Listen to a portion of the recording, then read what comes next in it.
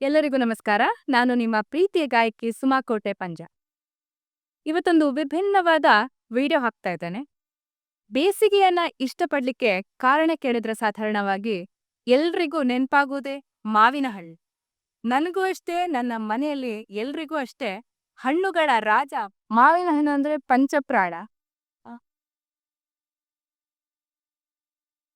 ನನ್ನ ಅಪ್ಪನಿಗೆ ಮೊದ್ಲಿಂದಲೂ ಅಷ್ಟೇ ಬೇರೆ ಬೇರೆ ಹಣ್ಣುಗಳ ಎಸ್ಪೆಷಲಿ ಮಾವಿನ ವೆರೈಟಿ ಗಿಡಗಳನ್ನ ತರುದು, ನೆಡುದು, ಕಸಿ ಕಟ್ಟುದು ಒಂದು ಹವ್ಯಾಸ. ಸುಮಾರು 10ರಿಂದ 12 ತರದ ಮಾವು ನಮ್ಮಲ್ಲಿದೆ. ಮನೆ ಸುತ್ತಲೇ ಬೆಳೆಸಿರೋದು.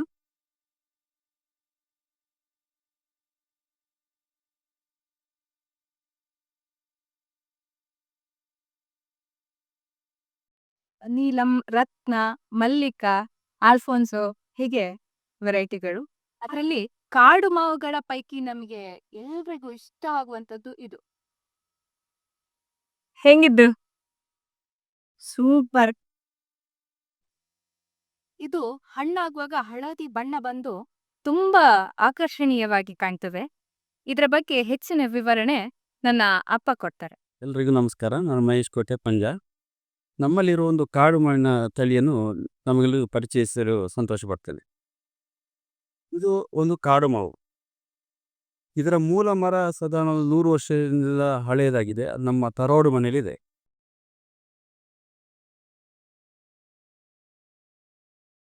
ಅಲ್ಲಿಂದ ಕೊಕ್ಕೆಯಲ್ಲಿ ಗೆಲ್ಲನ್ನು ಎಳೆದು ಹಾಕಿ ಅದನ್ನು ತಂದು ಕಸಿ ಕಟ್ಟಿ ಮಾಡಿದಂಥದ್ದು. ಇದು ಈಗ ಸುಮಾರು ಈ ಗಿಡಕ್ಕೆ ಸಾಧಾರಣ ಒಂದು 15 ವರ್ಷ ಮೇಲ್ಪಟ್ಟು ಆಗಿದೆ.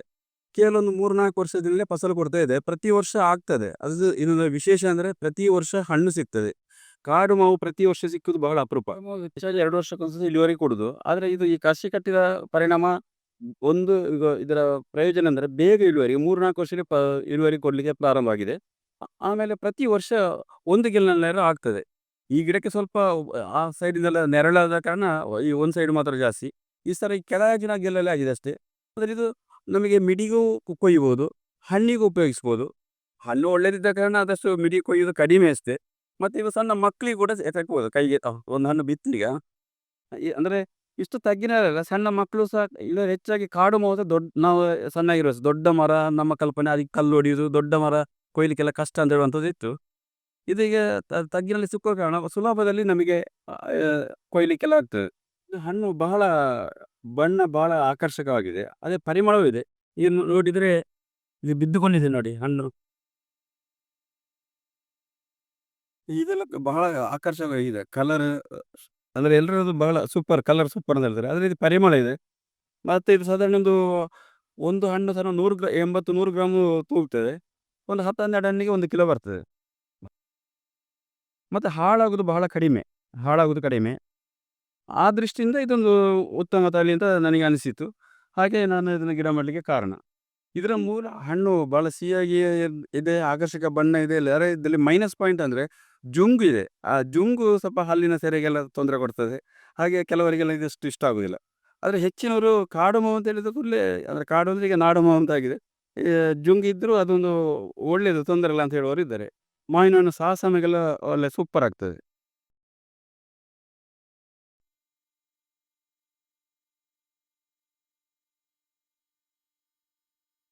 ನಮ್ಮ ತರವರು ಮನೇಲಿ ಇದಕ್ಕೆ ಕಾಶಿ ಮಾವು ಅಂತಲೇ ಹೇಳ್ತಾರೆ. ಯಾಕೆಂದರೆ ನಮ್ಮ ಹಿರಿಯರು ಭಾಳ ಹಿಂದಿನ ಕಾಲದಲ್ಲಿ ಕಾಶಿಗೆ ಹೋಗಿ ಬರುವಾಗ ಏನೋ ಮಾವಿನ ಹಣ್ಣು ತಂದು ಅದರ ಗೊರಟು ಹಾಕಿ ಗಿಡ ಆದ್ದು ಅಂತ ಒಂದು ಪ್ರತೀತಿ ಇದೆ. ಹಾಗಾಗಿ ಅದು ಕಾಶಿ ಮಾವು ಅಂತೇಳಿ ಅಲ್ಲಿ ಸುತ್ತಮುತ್ತ ಪ್ರಸಿದ್ಧಿಯಾಗಿದೆ. ನಾವೀಗ ಇಲ್ಲಿ ತಂದು ಇಲ್ಲಿ ನಾವು ಗಿಡ ಮಾಡಿ ಕೆಲವರಿಗೆ ಹಂಚಿದ್ದೇವೆ. ಕೆಲವು ಗಿಡ ಕೆಲವರು ಗೆಲ್ಲುಕೊಂಡೋಗಿ ಯಾವುದೇ ಕಸಿ ಕಟ್ಟಿ ಗಿಡ ಎಲ್ಲ ಮಾಡಿದ್ದಾರೆ. ಅವರೀಗ ಅಂದರೆ ನಮಗೆ ಅದರ ಇದು ಕಾಶಿ ಮಾವು ಹೋಗಿ ಕೋಟೆ ಮಾವು ಅಂತ ಹೇಳ್ತಾ ಇದ್ದಾರೆ. ಇದರ ಸದ್ಯಕ್ಕೆ ಗಿಡ ಮಾರಾಟ ಮಾಡುವ ಉದ್ದೇಶ ಇಲ್ಲ. ಯಾರಾರ ಅಂತ ಇದರ ಬಗ್ಗೆ ಆಸಕ್ತಿ ತೋರಿಸಿದಲ್ಲಿ ಮುಂದೆ ಗಿಡ ಮಾಡುವ ಬಗ್ಗೆ ಯೋಚನೆ ಮಾಡ್ಬೋದು. ಈಗಾಗಲೇ ಕೆಲವು ಕಡೆಯಲ್ಲಿ ಎಲ್ಲ ಹಂಚಿದಲ್ಲಿ, ಅಂದರೆ ಇದರ ವಿಶೇಷ ಅಂದರೆ ಬೇರೆ ಕಡೆಯಲ್ಲಿ ಕೊಂಡೋದಲ್ಲಿ ಪುನಃ ಗಿಡ ಅಲ್ಲಿ ಕಾಯಾಗಿದೆ, ಅದು ವಿಶೇಷ. ಕೆಲವು ನಾವು ಕಾಡು ಮಾವು ಅಂತ ಕಸಿ ಕಟ್ಟಿದ್ರು ಅದು ಬೇಗ ಫಸಲು ಕೊಡುವುದಿಲ್ಲ. ಇದು ಹೆಚ್ಚಿನ ಕಡೆಯಲ್ಲಿ ಇಲ್ಲಿಂದ ಗೆಲ್ಲು ಕೊಂಡೋಗಿ ಪುನಃ ಆಡಿದರೆ ಎಲ್ಲ ಒಂದು 3 ವರ್ಷ 4 ವರ್ಷ ಎಲ್ಲ ಫಸಲು ಬರ್ತಾ ಉಂಟು. ಮತ್ತೆ ಇದು ವೀರ್ಯ ಮಾಡಿದ ಉದ್ದೇಶ ಅಂದರೆ ಮಗಳಿಗೆ ಈ ಹಣ್ಣು ಇಷ್ಟ, ಕಾಡು ಹಣ್ಣುಗಳಲ್ಲಿ ಇದು ಭಾಳ ಇಷ್ಟ. ಹಾಗೆ ಅವಳು ಇದನ್ನೊಂದು ಮಾಡುವಪ್ಪ ಅಂತ ಹೇಳಿದ್ರು, ಹಾಗೆ ಒಂದು ಮಾಡಿದ್ದು. ನಾವು ಮಾತ್ರ ಅಲ್ಲ, ಬಾಕಿದವರಿಗೆಲ್ಲ ಆಸಕ್ತರಿಗೆ ಇದ್ದರೆ ಇದು ಬೇರೆ ಬೇರೆ ಗಿಡ ಆಗಲಿ ಹಣ್ಣಾಗಲಿ ಮತ್ತು ಅದು 4 ಜನ ಸವಿಯುವಂಥ ಆಗಲಿ ಅಂತ ಒಂದು ಸದುದ್ದೇಶ ಅಷ್ಟೇ. ಮತ್ತು ಯಾವುದೇ ಆದ್ರೂ ಈಗ ಇದೇ ಆಗಬೇಕು ಅಂತಿಲ್ಲ. ಯಾವುದೇ ಆದ್ರೂ ಈಗ ಅರಣ್ಯ ಇಲಾಖೆ ಎಲ್ಲ ಗಿಡ ಮಾಡಿ ರೋಡ್ ಸೈಡೆಲ್ಲ ನೆಡೋದೆಲ್ಲ ಸಂತೋಷ. ಹಾಗೆ ನಡುವಾಗ ಈ ವರ್ಷ ಅಂತೂ ಕಾಡು ಮಾವಿದು ಭಾಳ ಸೀಸನ್. ಎಷ್ಟೋ ಕಡೆಯಲ್ಲಿ ಒಳ್ಳೊಳ್ಳೆ ಮಾವಿನ ಹಣ್ಣುಗಳು ಆಗ್ತಾ ಉಂಟು. ಅದರ ಗೊರಟುಗಳನ್ನು ಎಲ್ಲ ಸಂಗ್ರಹಿಸಿ ಆದಷ್ಟು ಒಳ್ಳೊಳ್ಳೆ ಇದು ಅಂತಲ್ಲ, ಒಳ್ಳೊಳ್ಳೆ ತಳಿಗಳನ್ನು ರೋಡ್ ಸೈಡ್ ಗಿಡ ಮಾಡಿ ನೆಟ್ಟರೆ, ಒಂದು ಸಲ ಗಿಡ ನೆಟ್ಟರೆ ಅದು ಎಷ್ಟೋ ವರ್ಷ ಬಾಳಿಕೆ ಬರುವಂಥದ್ದು. ಹಾಗಿರುವಾಗ ಅದರ ತಳಿಯ ಬಗ್ಗೆ ಸ್ವಲ್ಪ ನಾವು ಗಮನಿಸುವುದು ಅಗತ್ಯ ಅಂತ ಕಾಣ್ತದೆ ನನಗೆ.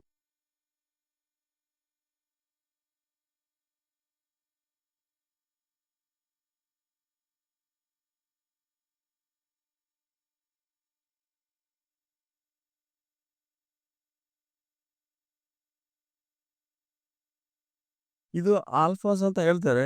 ಇದು ಸುರುಳಿ ಹಣ್ಣಾಗ್ತದೆ. ಇದು ಹಣ್ಣಾಗಿ ಮುಗಿಯುವಾಗ ಇನ್ನೊಂದು ವೆರೈಟಿ. ಅದು ಮುಗ್ದಾಗುವಾಗ ಮತ್ತೆ ಮಲ್ಲಿಕಾ, ರತ್ನ ಅದು ಮುಗ್ದಾಗುವಾಗ ಬೇರೆ. ಹಾಗೆ ಒಂದು ಸೀಸನ್ ಮುಗ್ದಾಗ ಮತ್ತೊಂದು ಹಾಗೆ ಆಗುವಾಗ ನಮಗೆ ಸ್ವಲ್ಪ ದೀರ್ಘಕಾಲವಾಗಿ ಮಾವಿನ ಹಣ್ಣು ಒಂದಲ್ಲ ಒಂದು ಸಿಗುವಂಥ ಒಂದು ಯೋಜನೆ ಅಷ್ಟೇ. ಇದು ಹಣ್ಣು ಬಹಳ ರುಚಿಯಾಗಿದೆ. ಆದರೆ ಇದರಲ್ಲಿ ಹುಳದ ಸಮಸ್ಯೆ ಸ್ವಲ್ಪ ಇದೆ. ಹುಳ ಆಗದೆ ಸಿಕ್ಕಿದ್ರೆ ಹಣ್ಣು ಬಹಳ ಸ್ವಾದ.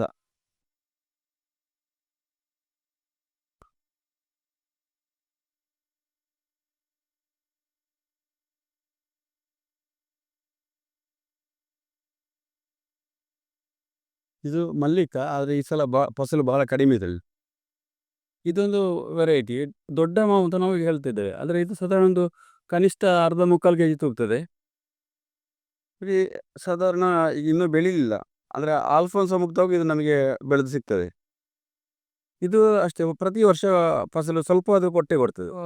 ರಾಸಾಯನಿಕ ಒಳ್ಳೆಯದಾಗ್ತದೆ. ಮತ್ತು ಇದರಲ್ಲಿ ಹೋಳು ತುಂಬ ಗೊರಟು ಭಾಳ ತೆಳ್ಳಗಾಗಿದೆ.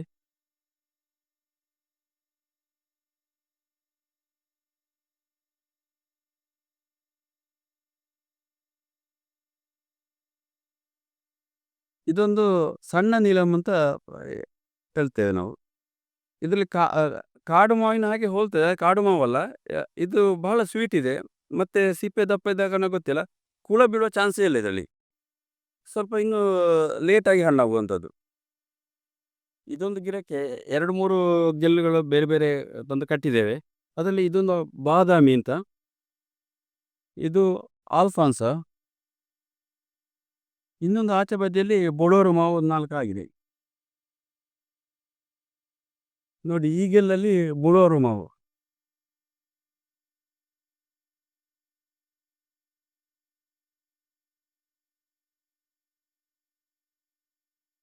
ನೋಡಿ ಇದು ನಮ್ಮ ತರೋಡು ಮನೆ ತಂದ ಅದೇ ಸೇಮ್ ಕಾಶಿ ಮಾವು ಅಂತ ಹೇಳಿ. ಆದರೆ ಇದು ಗೊರಟಿನ ಗಿಡದಿಂದ ಆದಂಥ ಮರ. ಕೆಳಗಡೆ ನಾವು ತೋರಿಸಿದ್ದು ಕಸಿ ಕಟ್ಟಿ ಆದದ್ನ ಮರ. ಅದು ಈಗ ತಗ್ಗಟ್ಟಿ ಆದದ್ನ ಮರ. ಅದು ಈಗ ತಗ್ಗಿನಲ್ಲಿ ನಮಗೆ ಸಿಗ್ತಾ ಉಂಟು. ಅದು ಎತ್ತರದಲ್ಲಿ ಆಗಿದೆ. ಆದರೆ ಹಣ್ಣುಗಳು ಸಾಧಾರಣ ಒಂದೇ ಹೋಲಿಕ್ಕಿದೆ. ಇದು ಸ್ವಲ್ಪ ಉದ್ದ ಇದೆ, ಸ್ವಲ್ಪ ಸೊನೆ ಜಾಸ್ತಿ ಇದೆ. ಉಪ್ಪಿನಕಾಯಿಗೆ ಇದು ಮತ್ತು ಸೂಪರ್ಬ್ ಆಗ್ತದೆ.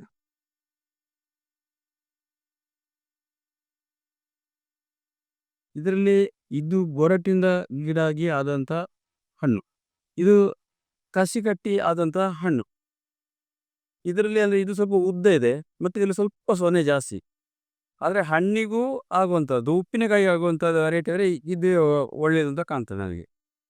ಇದು ಕೂಡ ಉಪ್ಪಿನಕಾಯಿಗೆ ಆಗ್ತದೆ. ಉಪ್ಪಿನಕಾಯಿಗೂ ಹಣ್ಣಿಗೂ ಆಗುವಂಥ ವೆರೈಟಿ. ಹೆಚ್ಚಾಗಿ ಉಪ್ಪಿನಕಾಯಿಗೆ ಆಗುವಂಥದ್ದು ಹುಳಿ ಮತ್ತು ಸೊನೆ ಜಾಸ್ತಿ ಇರ್ತದೆ. ಆ ಜಾಸ್ತಿ ಇದ್ದದ್ದು ಹಣ್ಣು ಹುಳಿ ಇರ್ತದೆ ಹೆಚ್ಚಾಗಿ. ಇದು ಉಪ್ಪಿನಕಾಯಿಗೂ ಆಗ್ತದೆ, ಹಣ್ಣಿಗೂ ಆಗ್ತದೆ. ಅದೊಂದು ಪ್ಲಸ್ ಪಾಯಿಂಟ್.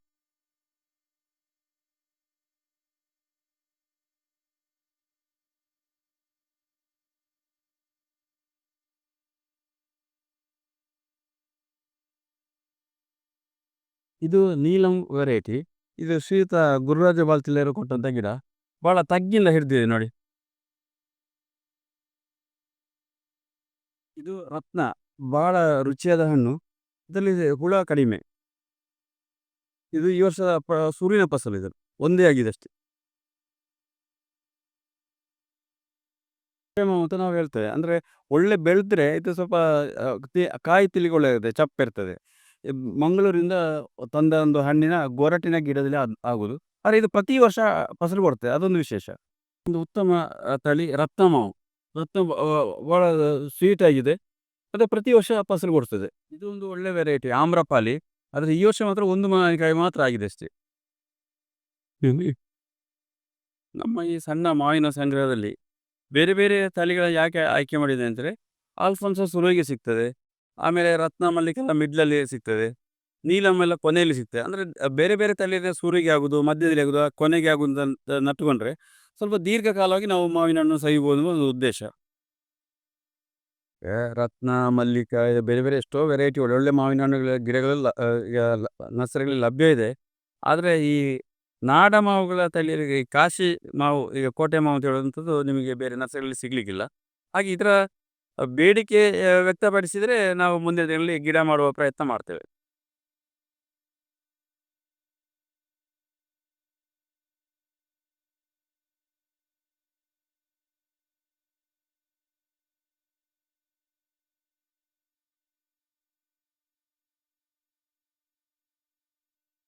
ಇದು ಕೂಡ ಕೋಟೆ ಮಾವೆ. ಬಿದ್ದು ಹುಟ್ಟಿದ ಗಿಡಕ್ಕೆ ಅಪ್ಪ ಕಸಿ ಕಟ್ಟಿಸು. ಹೀಗೆ ತಗ್ಗಿನಲ್ಲಿ ಅಕ್ಕೆ. ಮೊದಲೆಲ್ಲ ತಂದೆ ನೆಟ್ಟರೆ ಮಗ ಫಸಲು ಕೊಯ್ಯುವುದಿತ್ತು. ಈಗ ಈ ಕಸಿ ಗಿಡಗಳೆಲ್ಲ ಬಂದ ಕಾರಣ ಎಂಥ ಕಾಡು ಮಾವು ಆಗಲಿ ಬೇರೆ ಯಾವುದನ್ನು ನಾವು ನಟ್ಟು ನಾವೇ 3-4 ವರ್ಷದಲ್ಲಿ ಫಸಲು ಪಡಿಬೋದು. ಹಾಗೆ ಈ ಕಾಡು ಮಾವು ಅಂತೂ ತಗ್ಗಿನಲ್ಲಿ ಆಗೋದು ಬಹಳ ಒಂದು ಮನಸ್ಸಿಗೆ ಸಂತೋಷ ಕೊಡ್ತದೆ. ವಿಡಿಯೋ ಒಂದು ಯಾವುದೇ ಕೆಟ್ಟ ದೃಷ್ಟಿನ ಮಾಡಿಲ್ಲ, ಒಂದು ಎಲ್ರಿಗೊಂದು ಪ್ರೇರಣೆ ಆಗಲಿ ಅಂತ ಒಂದು ಈ ಕಾಡು ಮಾವಿನನ್ನು ಪರಿಚಯಿಸುವ ದೃಷ್ಟಿಯಿಂದ ಮಾಡಿದಷ್ಟೇ. ನಿಮ್ಮ ಅಭಿಪ್ರಾಯ ಅನಿಸಿಕೆಗಳನ್ನು ನೀವು ಖಂಡಿತವಾಗಿ ಕಾಮೆಂಟ್ ಬಾಕ್ಸಲ್ಲಿ ತಿಳಿಸಿ. ಎಲ್ರಿಗೂ ಮತ್ತೊಮ್ಮೆ ಪ್ರೀತಿಯ ವಂದನೆಗಳು.